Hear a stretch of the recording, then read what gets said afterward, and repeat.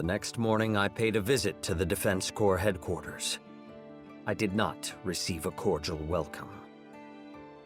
You're that redhead. Why'd you come back here? To supply you with counsel. Now hearken to me.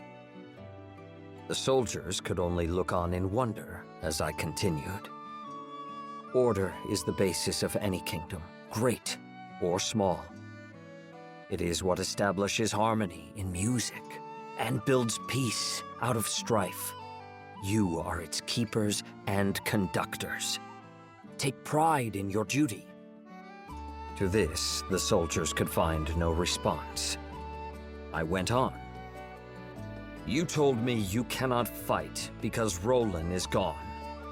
You are mistaken. Comrades give you courage, but true strength must come from within. You cannot fight because you are weak. There followed a moment of silence. Then the Corps encircled me. We didn't ask for your advice. Grab him! Throw him out! But I fixed them with a look. I have said nothing you did not already know. If you can see your faults, why not mend them? Begin by overseeing your daily tasks, for habit is the mother of success and failure. That's it! You won't shut up? Then we'll make you! I evaded the soldier's blow with a step. Raising my fist in the air, I said, wielding force to stifle dissent. Already you overstep your power. But I will not be silenced so easily. In one wave, the whole Corps rushed upon me, but they were like water breaking upon rock. I showed them mercy. So when it was over, their pride smarted more than their flesh. Who the hell are you? Only a passing skyfarer. Tell me, Captain Douglas, are you ashamed you could not lead your forces to victory against one man? Alright, Rubelux, if you're so smart, why don't you try being captain? See how hard it is to train a bunch of bumpkins! There is no metal so firm it cannot be wrought. Very well then. Lend me your title, and I will show you how warriors are forged. Huh? And so I became the one-time captain of the Corps. Training began the following day. Arms maintenance, proper stance. They had no knowledge of even these rudimentary things. I was reminded of my days as a squire, when I was first initiated in the art of war. Of course, I was met with some resistance. There was talk of banishing me from Folka. Yet not a soldier abandoned their training. I saw that though they lacked discipline, their hearts were in the right place. As long as they loved their city, I would grant them the strength and knowledge to protect it. Often while they honed their bodies in the field, I gave speeches to reform them in spirit. When you hear of trouble, act swiftly, but above all, seek to prevent. Every drop of blood is a loss. The wise win wars before the first blow is struck. Take censure, but reserve judgment. Focus on bettering yourself, for the only actions you can control are your own. Always be ready to defend your people. Though peace may reign within your borders, there is no telling what perils lurk without. Within days, a new luster could be seen in the soldiers' eyes, and all talk of my banishment had faded.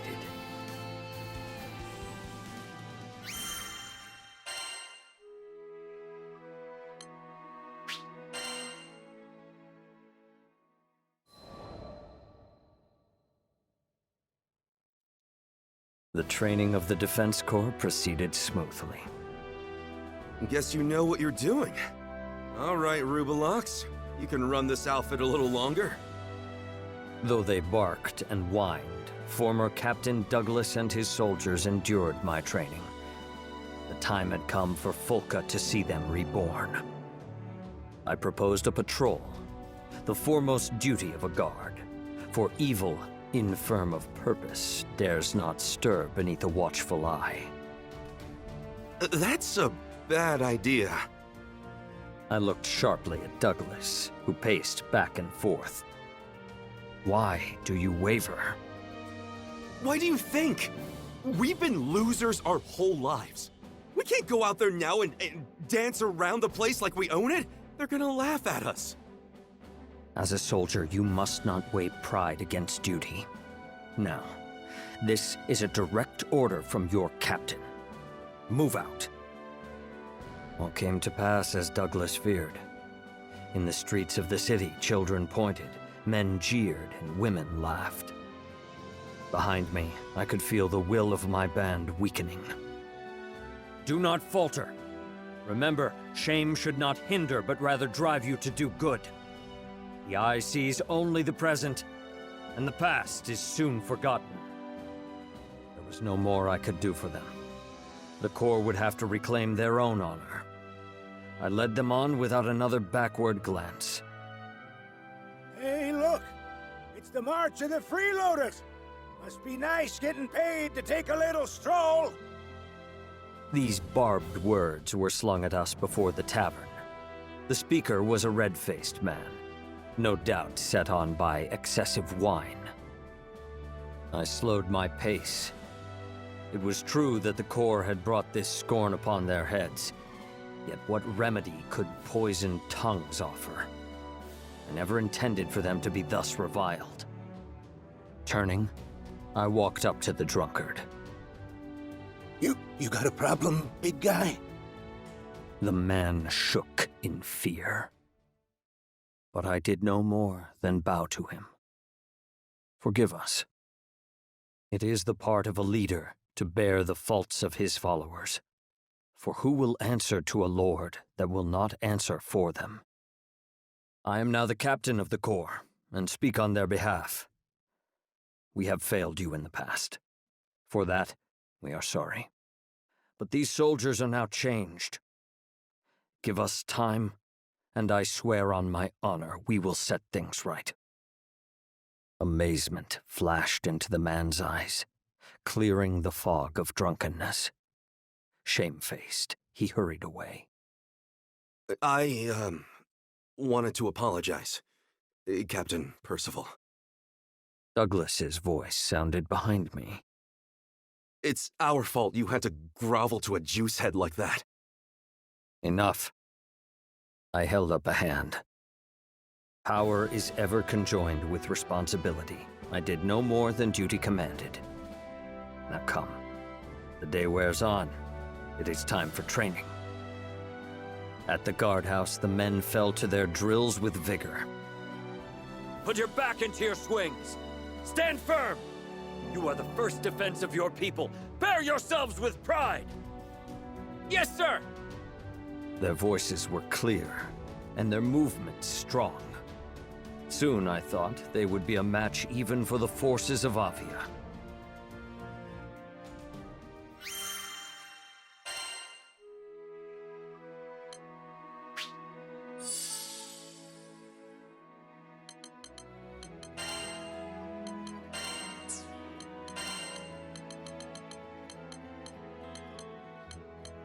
Crew is safe with me. Let's do it.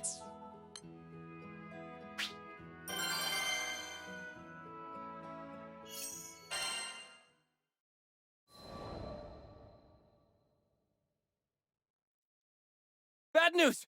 Those Avia rats are back! The day that would test the valor of the Corps came sooner than expected. I looked up at the soldier, who had burst breathless into the guardhouse. Report! An armed group thought to be connected with Avia is occupying the mines of Tempeel. They've taken the reconstruction workers captive, including several residents of Folka. It would be a dangerous rescue for the Corps, who were yet untried in combat.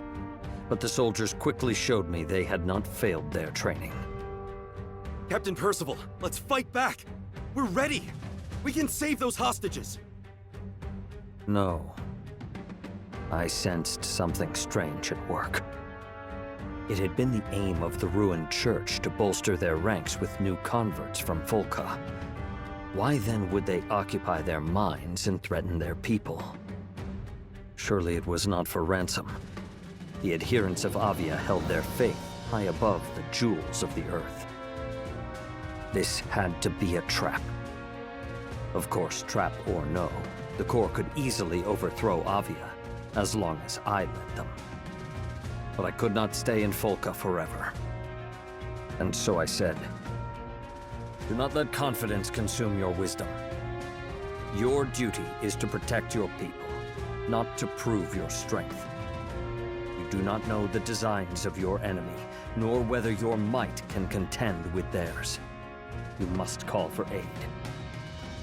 I saw that my warning had disheartened the soldiers. I could not blame them. They had struggled so far, only to learn that they still fell short. But glory must not be bought with blood. The lives of the islanders came first. Drawing myself up, I strove to lift their spirits. Your city needs you. There is much work to be done. Learn what you can from those that escaped the mines. Muster the defenses. Let your people know they are safe. Yes, sir! But Captain Percival, the clock is ticking. What if the Skyfarers and reinforcements from Seed Hollow don't make it in time? I could not hold back a smile. Do not worry. I know a crew of Skyfarers already at hand.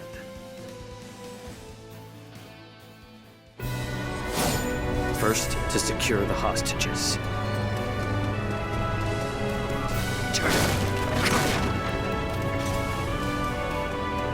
Wait!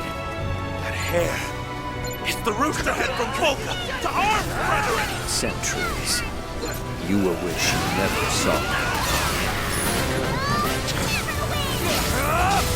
It's over! There must be more of them.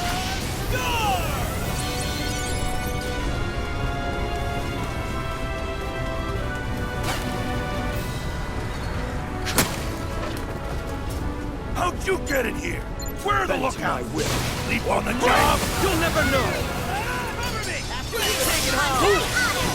Stay the course, guys! Very well. Do what we must!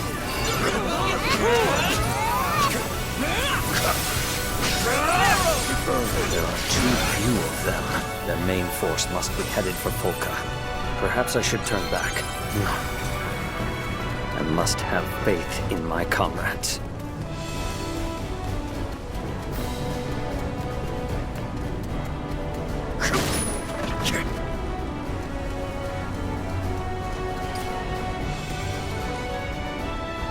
All the hostages are behind bars. At least they will be kept safe from the battle. Who are you? You may know me as the Lord of Flames. Are you here to save us? It's the man Brother Avalon warned us about! Know your place! So we meet again, Lord Percival. But unfortunately for you, this battle won't go like the last one! Not many who survived my flames dare to face them again. You are either brave or a fool. Do what we must! I guess so. Barely a trifle. On your knees. Scarlet Sword. Heed my steel! They're winning 100 to 1! How? Have the stars forsaken us? The stars do not decide our fate. We do. In turning to treachery and force, you built your own tomb. Somebody please silence this man! Impressive fight. A lovely opening act to the Fall of Volca! That's right! Sir Knight, you have to go back to Volca! It will take more time to bind these Crusaders than it did to defeat them.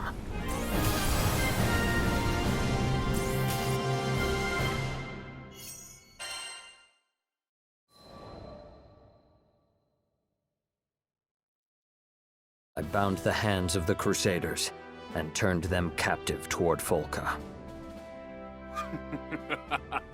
Why, here's a stalwart little interloper. You could do far better than skyfaring, you know. Keep silent. I will not listen to the lies of a false prophet. Then I guess you won't believe me when I say the mines were just a diversion. We sent our main force to Volca. They'll have captured the city by now. We'll raze it to the ground and build a new Church of Avia on the smoking ruins. The preacher continued to lay bare his plot, though I had no desire to hear it. I know this backcountry is filled with scurrying field mice. You Skyfarers were the only real threat. If we could keep you busy elsewhere, say, in some nice, dusty mines, then taking Volca would be like stealing candy from a baby. Even now you know not of what you speak.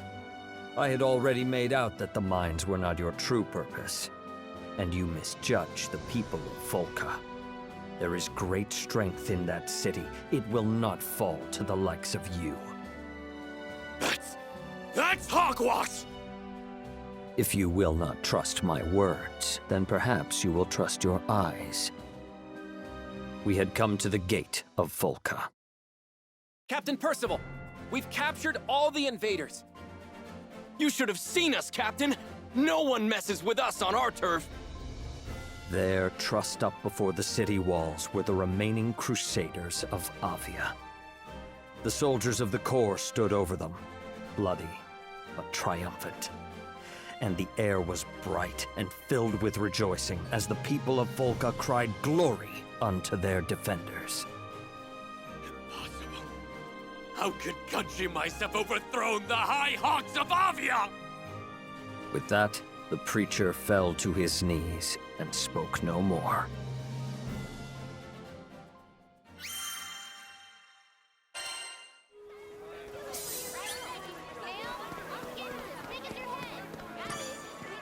Hello.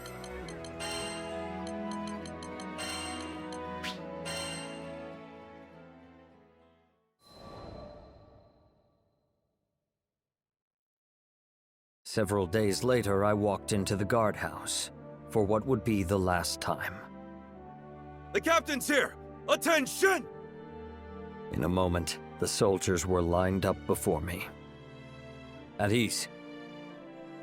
My friends, you have found your strength and your courage. The time has come for me to step down as your captain. With the space of a deep breath, the soldiers did not stir. I read in their eyes that they had long seen this day coming. Captain Percival, That title is no longer mine. I return it to you, Captain Douglas. You have become a worthy leader. I turned back toward the body of the Corps. I'm but a traveler. My allegiance lies with a distant country, a kingdom of peace that I shall one day build. But I believe that all who dwell in the skies are brothers and sisters. Though our time together was short, it was an honor to serve with you. You have shown that we need not be chained to our pasts, that valor can be kindled in every heart. When I raise my kingdom, I hope that you will one day visit to impart this lesson unto the knights there. No, Sir Percival. You can count on me. Me too! It's a promise! Mirth welled up within me. In one thing I thought, the Corps had not changed. They could still make me laugh. Very well. I will hold you to those oaths. And so, bidding my friends farewell, I took once more to the skies.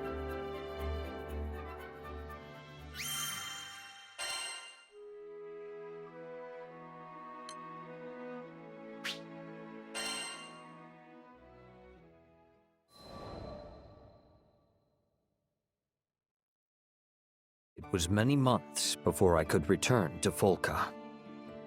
This city is still the same. A gentle breeze danced with the grass. Sunlight streamed from between the leaves of trees, paving the streets in green and gold. But snakes dwell even in the quietest of gardens.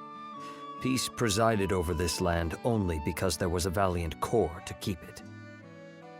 I was once captain of the Vulcan Defense Corps, and though our paths led on to different ends, they would ever be my friends and comrades.